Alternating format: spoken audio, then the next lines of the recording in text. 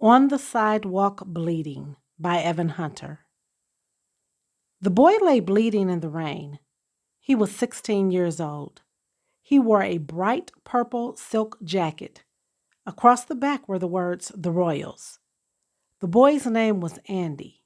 The name was written with thin black thread in the front of the jacket. It was just over the heart, Andy. He had been stabbed 10 minutes ago. The knife had entered just below his ribs. It had torn a wide gap in his flesh. He lay on the sidewalk. The March rain washed away the blood from his open wound. He had known pain when the knife had torn across his body. Then a little relief came when the blade was pulled away. He had heard a voice saying, "That's for you, Royal." He heard footsteps hurry away in the rain. Then he had fallen to the sidewalk. Holding his stomach, he had tried to stop the blood. He tried to yell for help, but he had no voice. It was raining harder. There was an open hole in his body, and his life ran red. It was 11:30 p.m., but he did not know the time. There was another thing he did not know. He did not know he was dying. He lay on the sidewalk, and he thought only, "That was a fierce rumble. They got me good that time." But he did not know he was dying. He would be frightened had he known. He wished he could call for help, but there was only a bubble of blood when he opened his mouth to speak. He lay and waited for someone to find him. He could hear the sound of car tires far away. He wondered if Laura would be angry. He had left to get a pack of cigarettes. He had told her he would be back in a few minutes. He had gone downstairs and found the drugstore closed. He knew that Alfredo's on the next block would be open. He had started through the alley. Then they had jumped him. He could hear the faint sound of music now. He wondered if Laura was dancing, wondering if she missed him. Maybe she thought he wasn't coming back. Maybe she had left and gone home. He thought of her face, the brown eyes, the black hair. Thinking of her, he forgot his pain a little. He forgot that the blood was rushing from his body. Someday he would marry Laura. They would get out of this neighborhood. They would move to a clean place and have kids. He heard footsteps at the other end of the alley. He lifted his cheek from the sidewalk and tried to call out. The man came down the alley. He had not seen Andy yet. He walked, leaned against the building, and then walked again. He saw Andy and came toward him. He stood over him, watching him and not speaking.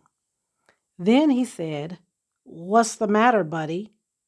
Andy could not speak. He could barely move. He lifted his face a little. Then he smelled alcohol and knew the man was drunk. Then the man was smiling. "Did you fall down, buddy?" he asked. "You must be as drunk as I am," he grinned. It was 11:40. The man studied Andy. "You gonna catch cold out here," he said. "What's the matter? You like laying in the rain?" "What time of day is it?" Could the drunk tell the difference between the blood and the rain puddles? Andy could not answer. The man tried to focus his eyes on Andy's face. The man squatted beside Andy. "You like a drink?" Andy shook his head. "Never mind," the man said. "You're too young to be drinking anyway. Should be ashamed of yourself. Drunk and laying in an alley all wet. Shame on you. I got a good mind to call a cop." Andy nodded. "Yes," he tried to say. "Yes, call a cop. Please call one." "Oh, you don't like that, huh?" the drunk said. "You don't want a cop to find you all drunk and wet in an alley. Okay, buddy. This time you get off easy." He got to his feet. "This time you're lucky," he said. He waved at Andy. "So long, buddy," he said. "Wait," Andy thought. "Wait, please, I'm bleeding." "So long," the drunk said again. See you around. Then he went off down the alley. Andy lay there and thought, Laura, are you dancing? A couple came into the alley. They were running from the rain. The girl had a newspaper over her head. Andy lay and watched them run into the alley, laughing. They stood in a doorway, not far from him. Man, this rain, the boy said. You could drown out there. I have to get home, the girl said. It's late, Freddie. I have to get home. There was a long silence. Then the girl said, Oh. Andy knew she had been kissed. He wondered if he would kiss Laura again. It was then he wondered if he was dying. No, he thought, I can't be dying. Not from a little street rumble. Guys get cut up all the time. I can't be dying. No, that's stupid. That don't make any sense at all. I love you, Angela, the boy said. I love you too, Freddie, the girl said. Andy listened and thought, I love you, Laura. Laura, this is stupid, but I think maybe I'm dying. He tried not to speak. He tried not to move. Finally, a grunt came from his lips. What was that? The girl said. Go look, Freddie. Freddie stepped into the alley. He walked over to where Andy lay on the ground. He stood over him, watching him. You all right? He asked. He knelt beside Andy. You cut? Andy nodded. The boy saw the Royals on the jacket then. He turned to Angela. He's a Royal, he said. What should we do, Freddie? I don't know. He's a Royal. We help him and the Guardians will be after us. I don't want to get mixed up in this, Angela. Is he hurt bad? Yeah, it looks that way. We can't leave him here in the rain. Angela waited. Can we? If we get a cop, the Guardians will find out who. Freddie said, I don't know, Angela. I don't know. Angela waited a long time before she spoke. Then she said, I have to get home, Freddie. My folks will begin to worry. Yeah, Freddie said. He looked at Andy again. You all right? He asked. Andy lifted his face from the sidewalk. His eyes said, please, please help me. Maybe Freddie read what his eyes were saying. Maybe he didn't.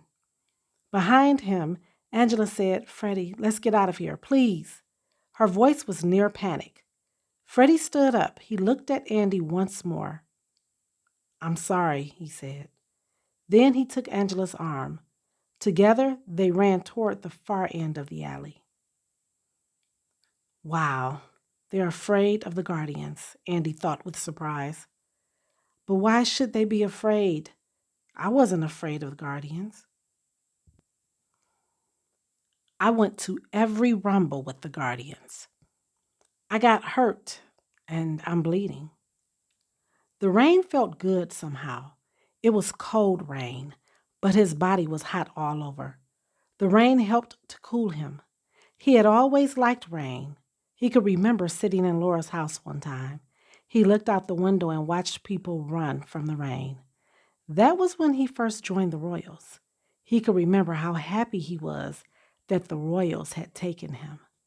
The Royals and the Guardians were two of the biggest. He was a Royal. There had been meaning in the title. Now, in the alley, with the cold rain, he wondered about the meaning. If he died, he was Andy. He was not a Royal. He was simply Andy, and he was dead. Had the Guardian who knifed him ever once known that he was Andy? Had they stabbed him, Andy, or stabbed only the jacket and the title? What good was the title if you were dying? I'm Andy, he screamed without a sound. I'm Andy. An old lady stopped at the other end of the alley. The garbage cans were there. The rain made noise as it beat on the cans. The old lady had a shopping bag over one arm.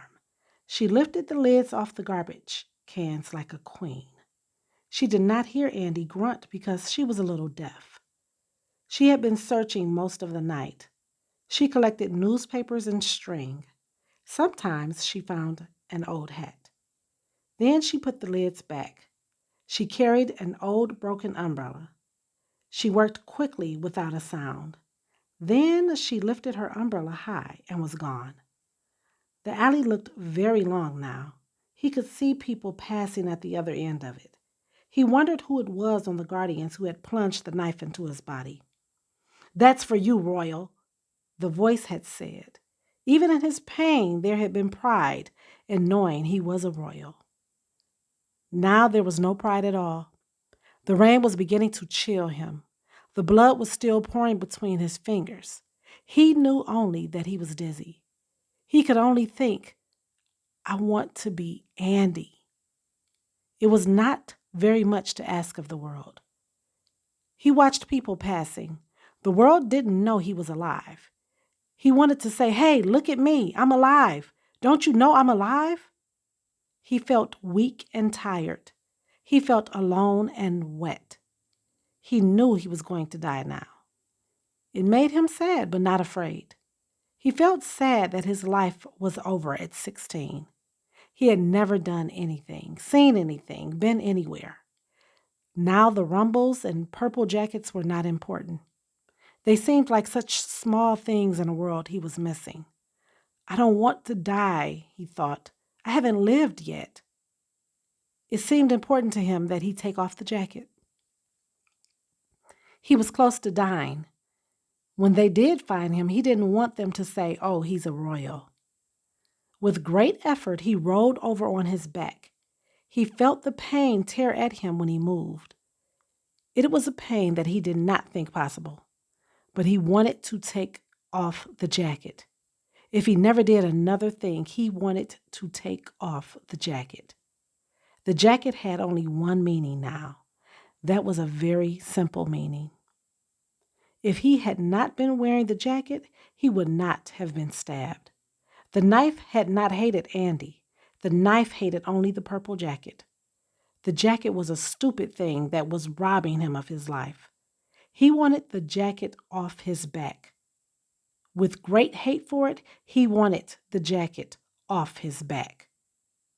He lay and pulled at the shiny, wet cloth. His arms were heavy. The pain ripped fire across his body when he moved. He turned and fought until one arm was free, and then the other. Then he rolled away from the jacket and lay still. He listened to the sound of his own breathing. He thought rain was sweet. "I'm Andy." She found him in the alley a minute past midnight. She left the dance to look for him. When she found him, she knelt beside him and said, "Andy, it's me, Laura." He did not answer her. She backed away. Tears came to her eyes. Then she ran from the alley crying and calling.